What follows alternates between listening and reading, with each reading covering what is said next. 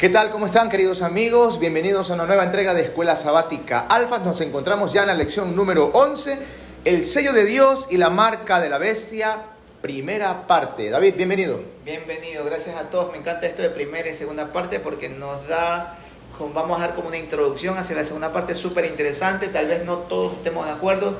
No se preocupen, aquí estamos para conversar, seguir siendo amigos. Así que antes de comenzar vamos a tener unas palabras de oración con mi pana Leo. Bueno, aquí, vamos a orar.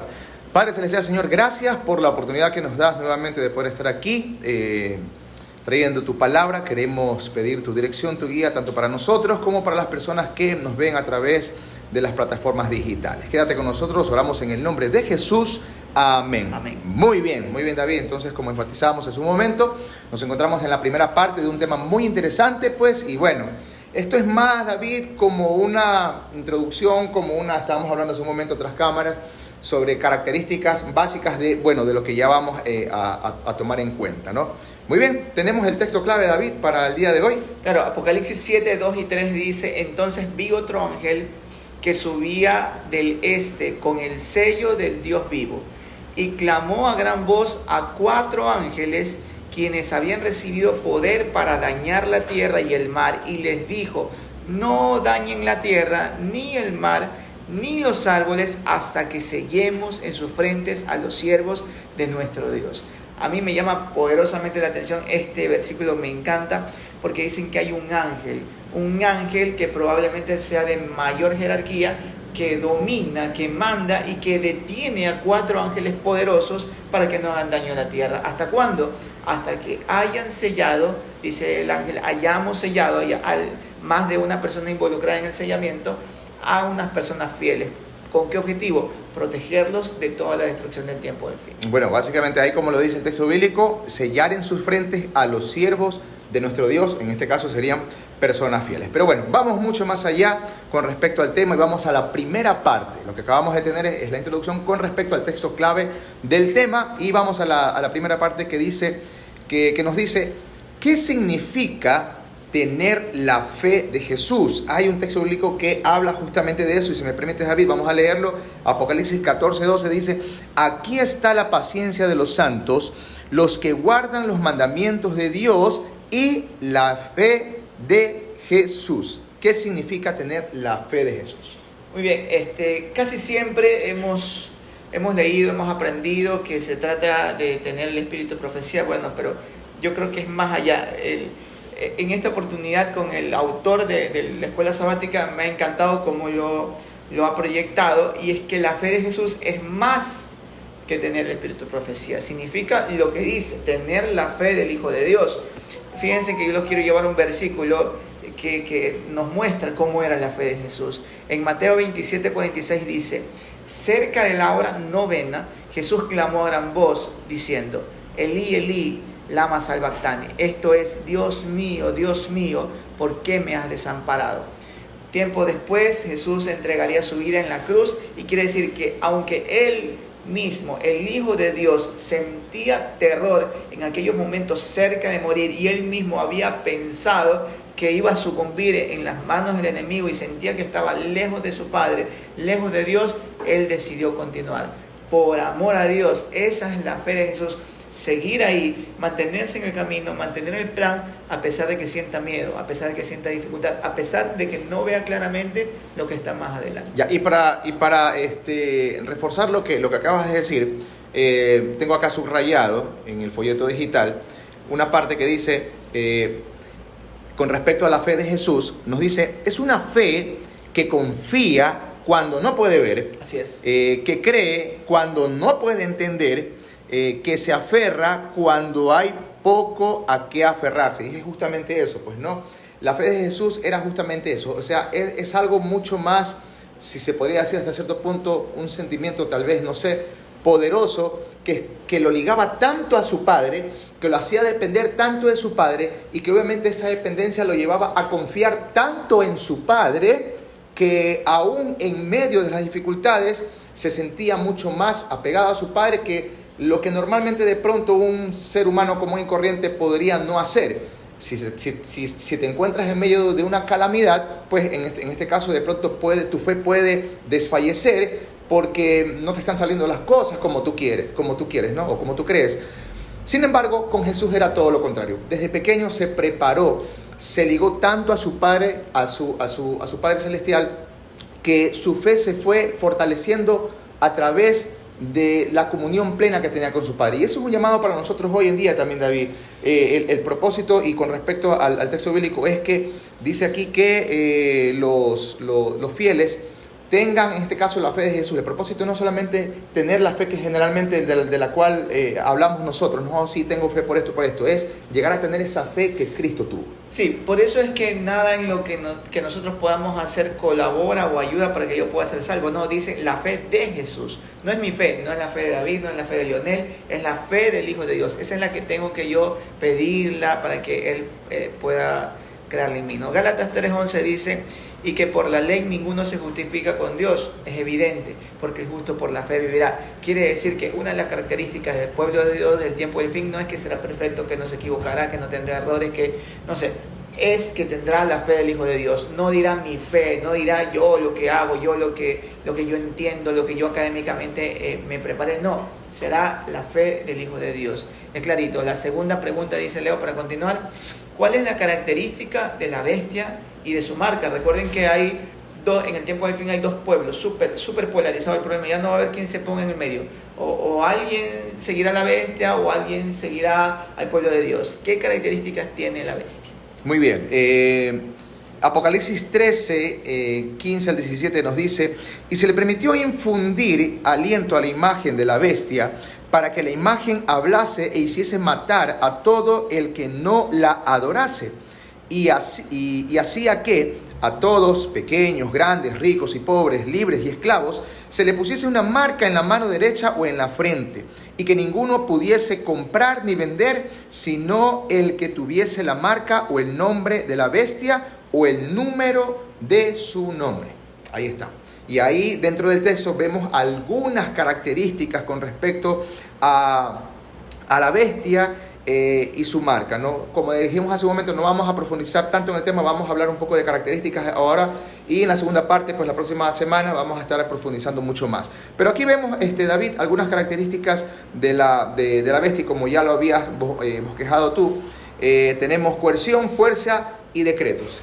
¿A qué nos lleva esto? Claro, si nosotros nos damos cuenta, quien impide comprar o vender, excepto la gente que tenga la marca en la frente o en la mano, tiene que ser un poder político. Un poder religioso no puede ser. Tal vez un poder religioso esté involucrado, pero existe un poder político que a ti te prohíbe hacer cosas, que te ordena hacer cosas, que te encierra, que te coerciona, que por la fuerza te obliga a hacer alguna cosa que tú no quieres. Entonces, una de las características del pueblo que no es de Dios es que utiliza la fuerza, utiliza ordenanzas, utiliza decretos, te obliga, no te da libertad, te obliga a hacer las cosas. Por eso es que yo hago un llamado a todas las denominaciones cristianas, o los que nos hacemos llamar cristianos, es que nosotros no debemos obligar a la gente a seguir a Cristo, no debemos obligar a que amen a Cristo, no debemos obligar a hacer las cosas que la gente no quiere. Todo tiene que ser por amor, por el amor a Dios, el amor que Dios puede despertar en nosotros.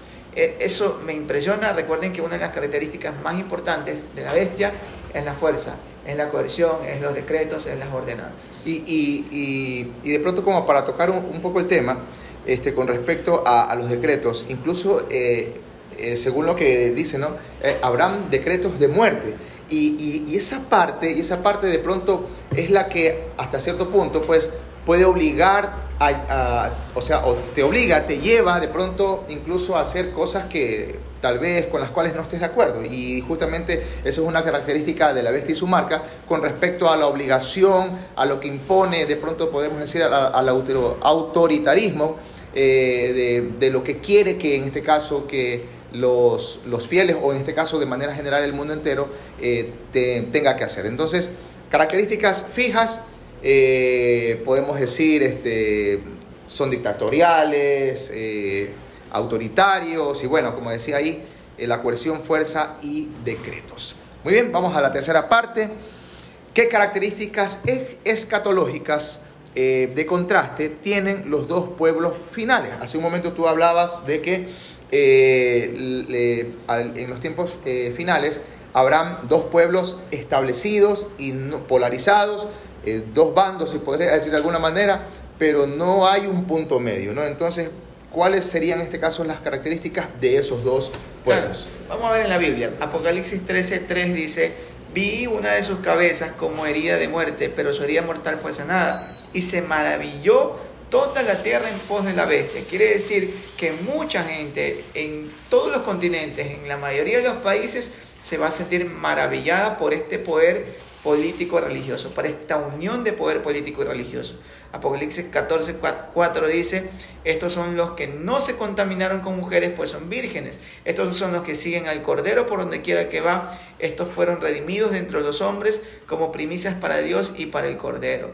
La característica del segundo pueblo que habla Apocalipsis 14:14 es el pueblo de Dios que sigue al Cordero donde quiera que va, que sigue al Hijo de Dios. Fíjese que no digo sigue a la iglesia adventista, no digo sigue a la iglesia adventista, sigue al Cordero de Dios, sigue lo que dice Jesús, no sigue lo que dice la organización, no sigue lo que dicen los alfas, no siguen lo que dicen alguna denominación cristiana, no, siguen lo que dice Jesucristo. Y si Jesucristo dice por aquí, pues por aquí me voy, no por otro lado. Mira, y para enfatizar el punto que decías hace un momento, me gustó muchísimo eso, que las contrapartes, se podría decir, están bien establecidas. Mira lo que dice acá, dice la parte del folleto: no comprometerse firmemente con Jesús es consciente o inconscientemente comprometerse con el otro bando. Interesante, ¿no? Entonces, si podemos, por eso decíamos hace un momento que no hay un punto medio. Si analizamos nuestra vida y vemos que no estamos 100% comprometidos con Cristo, con sus mandamientos, con el hecho de mantenernos fiel a Él y todo, entonces quiere decir que no estamos con Él. Mira, yo te digo que la diferencia es sutil. Es más, los dos pueblos probablemente digan servir a Dios, digan seguir a Dios, digan Exacto. Amar a Dios. Yo creo que hay que ser muy sutil y pensar que en la historia de la humanidad muchas atrocidades se hicieron en el nombre de Dios. ¿Sí? Muchos judíos murieron en manos de nazis que tenían en su cinturón: vamos con Dios, es por Dios. Tomaban el nombre de Dios. O sea que el que diga sí, esto es en el nombre de Dios, pero persigue, pero ejerce coerción, pero te mutila, te quita la libertad, es porque no está siguiendo a Dios. Pero el que sigue al Cordero de Dios por donde quiera que va y no ataca, no persigue, sino más bien es perseguido, entonces está dentro del pueblo de Dios. Está clarísimo esa parte, ¿no? Muy bien, vamos ya yéndonos a las últimas partes, la parte final. En la cuarta pregunta dice: ¿qué nos dijo Jesús con respecto a sus seguidores? De pronto también estamos hablando con respecto a los seguidores de Jesús, de pronto sus características tal vez, ¿no? Sí, mira, yo esto lo puse porque me impresionó cómo Jesús, una persona tan inteligente, podía anticiparse y le dijo a sus discípulos, ¿no? En Juan 16:2-4 le dijo: os expulsarán de las sinagogas, y aún viene la hora cuando cualquiera que os mate pensará que rinde servicio a Dios. Me encantó este versículo y me dio como escalofrío saber que Jesucristo le estaba diciendo: miren, ustedes tranquilos, a muchos de ustedes los van a expulsar de las iglesias, los van a borrar de los libros de iglesias, los van a sacar de su denominación. Es más, y van a hacer todo esto pensando incluso que están haciendo en el nombre de Dios o el servicio de Dios. El 3 dice: y harán esto porque no conocen al Padre ni a mí. Mas yo os he dicho estas cosas para cuando llegue la hora os acordéis de que yo ya los había dicho. Impresionante, me encantan estos versículos porque la única forma de saber si yo estoy con Jesús no es ni siquiera si yo estoy en un grupo religioso, sino es seguir al Hijo de Dios, imitarlo a Él, tener su carácter, pedirle a que Él viva cada día con nosotros. Adelante, Leonel. Muy bien. El otro texto bíblico con respecto a los seguidores de Jesús, en Mateo 10:22, nos dice: y seréis, prácticamente lo mismo, David, y seréis aborrecidos de todos por causa de mi nombre, mas el que persevere hasta el fin, este será salvo. Interesante, ¿no? Impresionante esta parte, como decías tú, es llamativo. Podríamos decir que enchila la piel, tal vez, por usar algún término.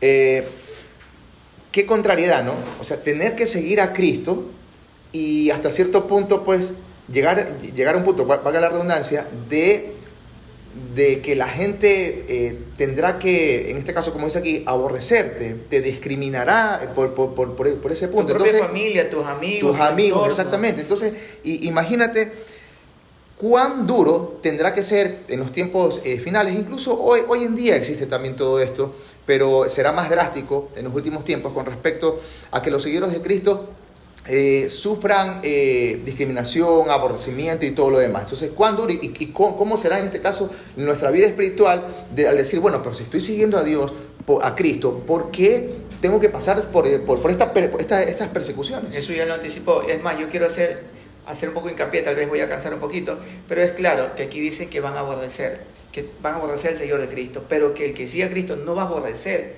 Incluso si la persona que está a mi lado, mi amigo, no piensa como yo pienso, es de otra denominación y piensa otra cosa, está bien, tengo que quererlo, tengo que amarlo. Es una característica del Hijo de Dios. No perseguir, no aborrecer, pero el que está siendo perseguido, el que está siendo aborrecido, el que está siendo destruido, entonces hay que pensar bien si esa es la persona que realmente está siguiendo a Cristo, ¿no? Recuerden que el cristiano que se cree la mamá de Tarzán, se cree la última Coca-Cola del desierto y se cree mejor que otros, no está bien.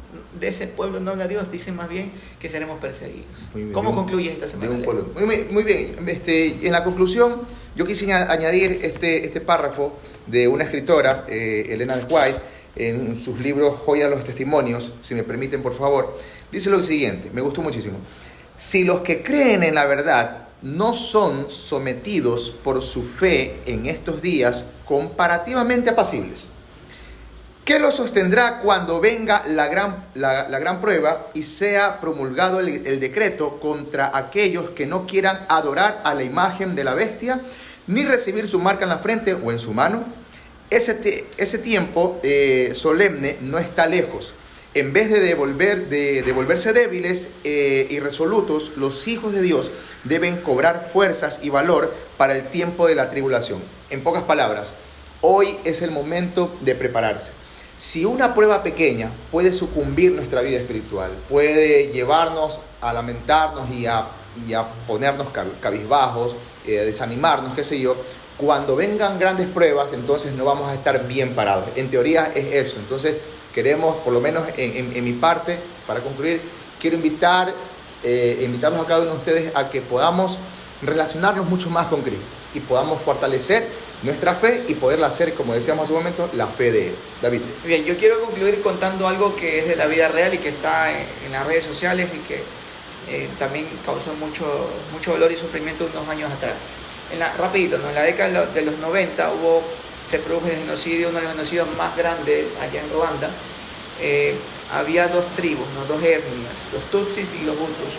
Uno estaban divididos políticamente, diferencias físicas muy leves, pero cierto día un avión cae, se muere el presidente de aquella nación, acusan al otro bando de haberlo asesinado y comienza una persecución terrible, ¿no? Los Tutsis huían y los Hutus perseguían.